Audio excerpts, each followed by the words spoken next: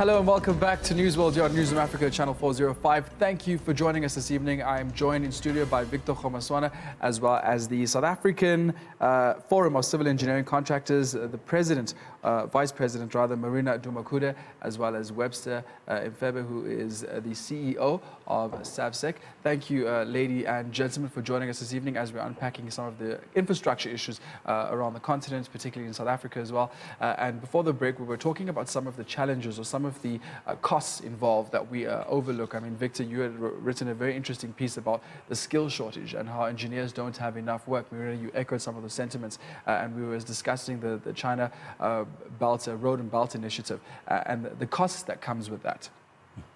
Well, not only are they not working, I'm saying, as a media person, I don't think there are enough engineers in the conversations we have in the media.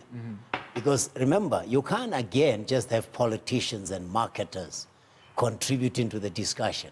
Just because we speak very fast and we are comfortable in front of camera should not mean we don't hear the voices that can enrich the perspective. So whenever we talk about what's wrong at ESCOM, what's wrong with us, we should find a way of bringing engineers more and more into the conversation. They will give us a perspective, and that could help even South Africans out there to understand the problem. Of course, politicians also have to learn to listen to engineers more, because at the moment you're saying, why are we returning money to Treasury? Part of the problem is indecision, and it's indecision because there's a high level of politicization of decisions that have nothing to do with politics.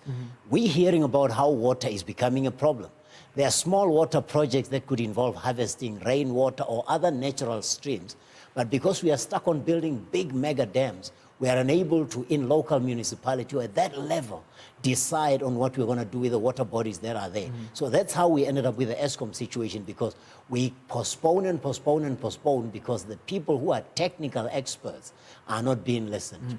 Marina, would you agree with that? Would you think that there's a lack of political will surrounding infrastructure development?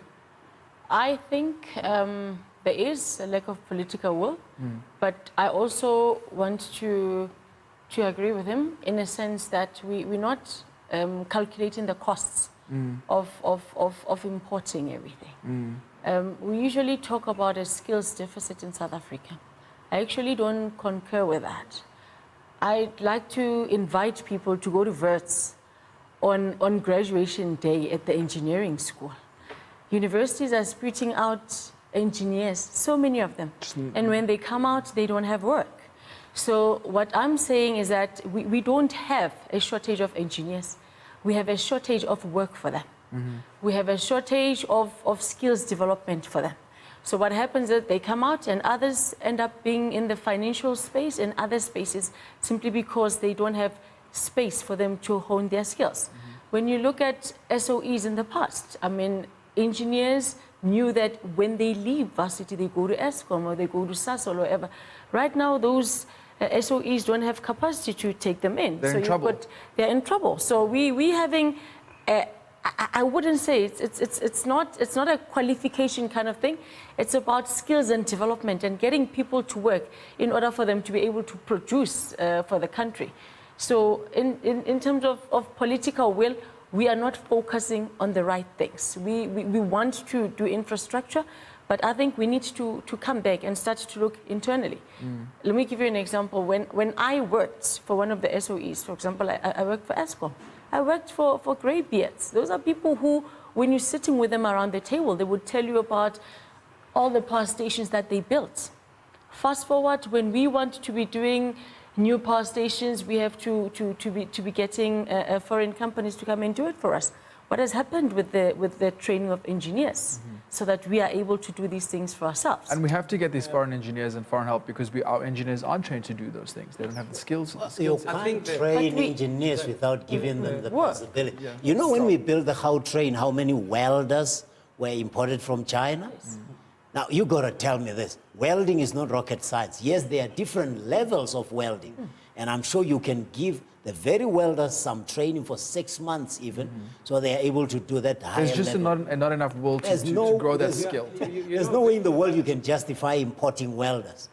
We must create employment here. I think the issue here, which government needs to focus on, is to move away from cadre deployment into professionalization of all levels of government with technical skills.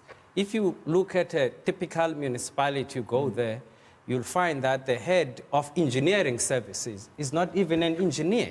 And that person has to make decisions. And when all these things are put before him, he does not understand, and they postpone decision making. I'll take a classical example of a small town in Velkom, for an example, where engineers, professional engineers are sidelined. Whatever they put on the table is not taken into consideration because the people heading the engineering department are not properly qualified. And the cost that such a deployment comes with is that these young people Marina was talking about leave the country. The latest statistic, the people, the professionals leaving the country, contrary to popular belief, are black professionals, technical, skilled people leaving the country because there's no place to go. All right, so obviously one of the challenges to our infrastructure development is the fact that we're not growing skills, we're not providing the platform for skills. Would that want to be the main challenge to our infrastructure development on the continent, would you say, Marina?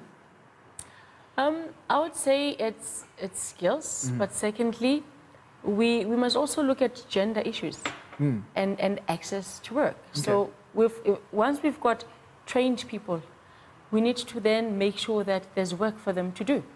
So, and for me, I also want to highlight the issue of gender, that in addition to us not creating skills, we must also have a gender bias to create skills even within women. So as we're talking about skills development and we're talking about women in the construction space, the focus should not only have women who are in the soft skills. When we're talking skills development, we should be making sure that women are in the core skills of construction. They are in the design phase, they are QSs, they are engineers, they are site agents. So all the technical aspects of construction, I think we need to be adding and increasing the participation of women in that space. You know, when you just look at research, it tells you that 88% of the people who are involved in construction are men, 12% is women. So in that 12%, that includes your soft skills as well. So how many? What is the percentage of your engineers there? Hard skills. Exactly. So we need to be making sure that whilst we are increasing the infrastructure, we are increasing the percentage and the role of women participation in that. All right, you're talking about gender equality. Let's also maybe touch on the race aspect of this, because that is also a contentious issue. I mean, let's talk. We mentioned earlier, like how one of the biggest infrastructure problems that we have on the continent is due to colonization and a whole array of issues. Let's maybe touch on the race issue, Webster. Well, if you look at the ownership figures in terms of transformation in South Africa, in terms of the CIDB transformation monitor. And you as a forum, you would have these access to which these is 51% plus owned construction companies. In all levels, from level 2 up to the highest level, which is 8, the highest is 9, at least there's transformation, around 80% ownership in that structure. Only the last high grade, which is grade 9, which is about 40%.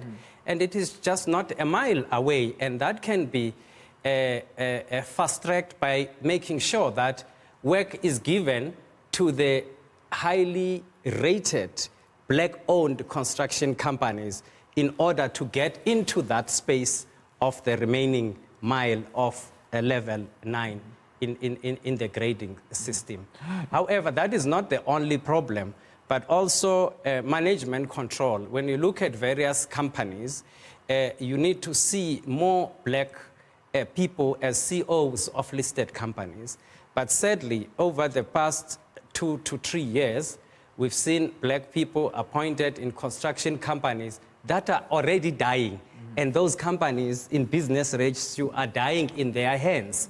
And we need them to be put in positions where the companies are doing well so that they can prove themselves. If you look, for an example, Basel Reed, it is under business rescue. There's a black CEO. Group 5, there's a black CEO. It is in business rescue. going down, just to make a few examples.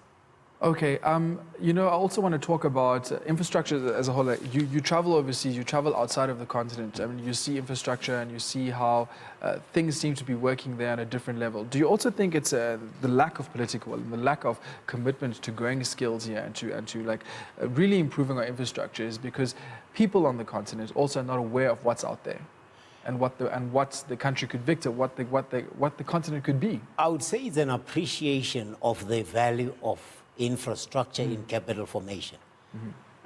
Again, let not this mean that I'm saying there's no room for legal services and everything. But if you invest in a road, by the way, let's not also talk about roads and rail.